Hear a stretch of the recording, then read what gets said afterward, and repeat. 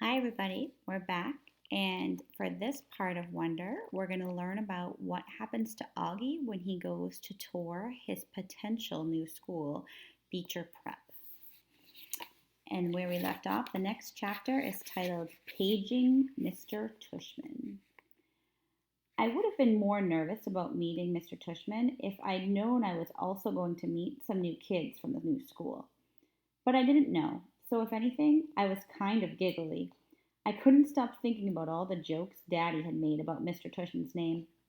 So when me and my mom arrived at Beecher Prep a few weeks before the start of school, and I saw Mr. Tushman standing there, waiting for us at the entrance, I started giggling right away. He didn't look at all what I pictured, though. I guess I thought he'd have a huge butt, but he didn't. In fact, he was a pretty normal guy. Tall and thin. Old, but not really old. He seemed nice. He shook my mom's hand first. Hi, Mr. Tushman. It's so nice to see you again, said Mom. This is my son, August. Mr. Tushman looked right at me and smiled and nodded. He put his hand out for me to shake. Hi, August, he said, totally normally. It's a pleasure to meet you. Hi, I mumbled, dropping my hand into his hand while I looked down at his feet. He was wearing red Adidas. So, he said, kneeling down in front of me so I couldn't look at his sneakers but had to look at his face. Your mom and dad have told me a lot about you. Like, what have they told you? I had asked. Sorry? Honey, you have to speak up, said Mom. Like what? I asked, trying not to mumble. I admit I have a bit of a habit mumbling. So mumbling is when you're not speaking clearly, so it's hard for someone to understand you. Well, that you like to read, said Mr. Tushman, and that you're a great artist. He had blue eyes with white eyelashes. And you're into science, right? Uh-huh, I said, nodding. We have a couple of great science electives at Beecher, he said. Maybe you'll take one of them? Uh-huh, I said, though I had no idea what an elective was. An elective is when you're older, you'll get to take classes that you get to choose which ones you take.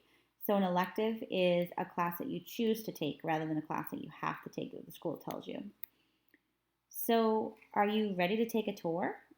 You mean we're doing that now? I said. Did you think we were going to the movies? He answered, smiling as he stood up. You didn't tell me we were taking a tour, I said to Mom in my accusing voice. Augie, she started to say. It'll be fine, August, said Mr. Tushman, holding his hand out to me. I promise. I think he wanted me to take his hand, but I took my mom's instead. He smiled and started walking towards the entrance. Mom gave my hand a little squeeze, though I don't know if it was an I love you squeeze or an I'm sorry squeeze. Probably a little of both. The only thing I'd ever been inside, any school I'd ever been inside before was Via's, when I went with Mom and Dad to watch Via sing in the spring concerts and stuff like that. This school was very different. It was smaller. It smelled like a hospital. The next chapter is titled Nice Mrs. Garcia. We followed Mr. Tushman down a few hallways. There weren't a lot of people around, and the few people who were there didn't seem to notice me at all, though that may have been because they didn't see me. I sort of hid behind Mom and I walked. I know that sounds kind of babyish of me, but I wasn't feeling very brave right then. We ended up in a small room with the words, Office of the Middle School Director, on the door. Inside there was a desk with a nice-seeming lady sitting behind it. This is Mrs. Garcia, said Mr. Tushman, and the lady smiled at Mom and took off her glasses and got up out of her chair. My mother shook her hand and said, Isabel Pullman, nice to meet you. And this is August, Mr. Tushman said. Mom kind of stepped to the side a bit so I would move forward. Then that thing happened that I've seen happen a million times before. When I looked up at her, Mrs. Garcia's eyes dropped for a second. It was so fast, no one else would have noticed, since the rest of her face stayed exactly the same. She was smiling a really shiny smile. Such a pleasure to meet you, August, she said, holding out her hand for me to shake. Hi, I said, quietly giving her my hand, but I didn't want to look at her face, so I kept staring at her glasses, which hung from a chain around her neck. Wow, what a firm grip, said Mrs. Garcia. Her hand was really warm. The kids got a killer handshake, Mr. Tushman agreed, and everyone laughed above my head. You can call me Mrs. G, Mrs. Garcia said. I think she was talking to me, but I was looking at all the stuff on her desk now. That's what everyone calls me. Mrs. G, I forgot my combination. Mrs. G, I need a late pass. Mrs. G, I want to change my elective. Mrs. G is actually the one who runs the place, said Mr. Tushman, which again made all the grown-ups laugh. I'm here every morning by 7:30, Mrs. Garcia continued, still looking at me while I stared at her brown sandals with small purple flowers on the buckles. So if you ever need anything, August, I'm the one to ask, and you can ask me anything. Okay, I mumbled. Oh, look at that cute baby, Mom said, pointing to one of the photographs on Mrs. Garcia's bulletin board. Is he yours? No, my goodness, said Mrs. Garcia, smiling a big smile now that was totally different than her shiny smile. You've just made my day. He's my grandson. What a cutie, said Mom, shaking her head. How old? In that picture, he was 5 months, I think. But he's big now, almost 8 years old. Wow, said Mom, nodding and smiling. Well, he is absolutely beautiful. Thank you, said Mrs. Garcia, nodding like she was about to say something else about her grandson. But then all of a sudden, her smile got a little smaller. We're all going to take very good care of you, August, she said to Mom, and I saw her give Mom's hand a little squeeze.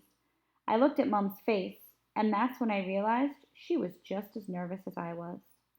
I guess I liked Mrs. Garcia when she wasn't wearing her shiny smile. The next chapter is Jack Will, Julian, and Charlotte. So here's where we're going to meet some of the students at Beecher Prep. We followed Mr. Tushman into a small room across from Mrs. Garcia's desk. He was talking as he closed the door to his office and sat down behind his big desk, though I wasn't really paying much attention to what he was saying. I was looking around at all the things on his desk. Cool stuff, like a globe that floated in the air, and a Rubik's Cube made with little mirrors. I liked his office a lot. I liked that there were these neat little drawings and paintings by the students on the walls, framed like they were important. Mom sat down in a chair in front of Mr. Tushman's desk, and even though there was another chair right next to hers, I decided to stand beside her. Why do you have your own room and Mrs. G doesn't? I said. You mean, why do I have an office? Asked Mr. Tushman. You said she runs the place, I said. Oh, well, I was kind of kidding. Mrs. G is my assistant. Mr. Tushman is the director of the middle school, Mom explained. Why do they call you Mr. T? I asked, and that made him smile. You know who Mr. T is, he answered. I pity the fool, he said in a funny, tough voice, like he was imitating someone. I had no idea what he was talking about. Anyway, no, said Mr. Tushman, shaking his head. No one calls me Mr. T, though I have a feeling I'm called a lot of other things I don't know about. Let's face it, a name like mine is not so easy to live with. You know what I mean? Here I had to admit I totally laughed because I knew exactly what he meant. Mom and Dad had a teacher called Miss Butt, I said. Augie, said Mom, but Mr. Tushman laughed. Now that's bad, said Mr. Tushman, shaking his head. I guess I shouldn't complain. Hey, so listen, August, here's what I thought we would do today. Is that a pumpkin? I said, pointing to a framed painting behind his desk. Augie, sweetie, don't interrupt, said Mom. You like it? Said Mr. Tushman, turning around and looking at the painting. I do too. And I thought it was a pumpkin too, until the student who gave it to me explained that it's actually not a pumpkin. It is, are you ready for this? A portrait of me. Now, August, I ask you, do I really look that much like a pumpkin? No, I answered, though I was thinking yes. Something about the way his cheeks puffed out when he smiled made him look like a jack-o'-lantern. Just as I thought that, it occurred to me how funny that was. Cheeks, Mr. Tushman. And I started laughing a little. I shook my head and covered my mouth with my hand. Mr. Tushman smiled like he could read my mind. I was about to say something else, but then all of a sudden I heard other voices outside the office. Kids' voices. I'm not exaggerating when I say this, but my heart literally started to beat like I'd just run the longest race in the world. The laughter I had inside just poured out of me. The thing is, when I was little, I never minded meeting new kids because all the kids I met were really little too. What's cool about really little kids is that they don't try to say stuff to try to hurt your feelings, even though sometimes they do say stuff that hurts your feelings. But they actually don't know what they're saying. Big kids, though, they know what they're saying, and that is definitely not fun for me. One of the reasons I grew my hair long last year was that I like how my bangs cover my eyes. It helps me block out the things I don't want to see. Mrs. Garcia knocked on the door and poked her head inside. "They're here, Mr. Tushman," she said. "Who's here?" I said. "Thanks," said Mr. Tushman to Mrs. Garcia. "August, I thought it'd be a good idea for you to meet some students who will be in your homeroom this year. I figured they could take you around the school a bit, show you the lay of the land, so to speak." "I don't want to meet anyone," I said to Mom. Mr. Tushman was suddenly right in front of me, his hands on my shoulders. He leaned down and very softly in my ear. "It'll be okay, August. These are nice kids, I promise." "You're going to be okay, Augie," Mom whispered with all her might. Before I could say anything else, Mr. Tushman opened the door to his office. "Come on in, kids," he said, and walked 2 boys and a girl. None of them looked over at me or Mom. They stood by the door, staring straight at Mr. Tushman like their lives depended on it. "Thanks so much for coming, guys, especially since school doesn't start until next month," said Mr. Tushman. "Have you had a good summer?" All of them nodded, but no one said anything. "Great, great," said Mr. Tushman. "So, guys, I wanted you to meet August, who's going to be a new student here this year. August, these guys have been at Beecher Prep since kindergarten, though, of course, they were in the lower school building, but now they know all the ins and outs of the middle school program. And since you're all in the same homeroom, I thought it'd be nice if you got to know each other a little before school started. Okay? So, kids, this is August. August, this is Jack Will." Jack Will looked at me and put out his hand. When I shook it, he kind of half smiled and said, "Hey," and looked down real fast. "This is Julian," said Mr. Tushman.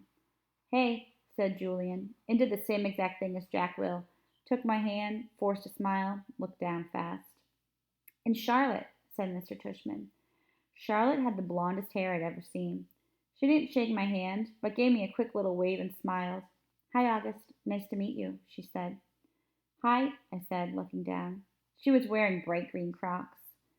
"So," said Mr. Tushman, putting his hands together in a kind of slow clap, "what I thought you guys could do is take August on a little tour of the school. Maybe you could start on the 3rd floor. That's where your homeroom's going to be, room 301. I think Mrs. G is—" "Room 301, Mrs. Garcia called out from the other room. "Room 301, Mr. Tushman nodded. "And then you can show August the science labs and the computer room.